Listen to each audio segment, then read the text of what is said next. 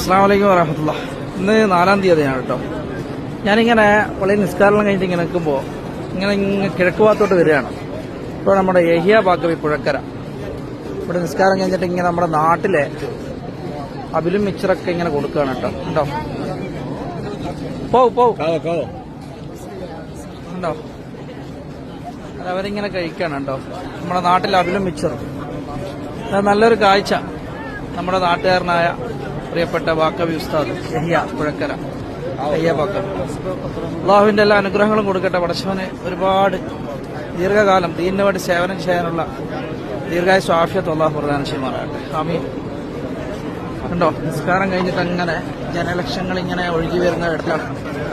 അത് അള്ളാഹു നമ്മളെയൊക്കെ ഈ ചെയ്യുന്ന പ്രവർത്തനങ്ങളൊക്കെ നാളെ പരലോകത്ത് സൽക്കർമ്മങ്ങളായിട്ട് അള്ളാഹു സ്വീകരിക്കുമാറാകട്ടെ. ആമീൻ. എന്നാൽ നമ്മുടെ നാട്ടുകാരുടെ കാണാൻ പറ്റിയതിൽ ഒരുപാട് സന്തോഷം.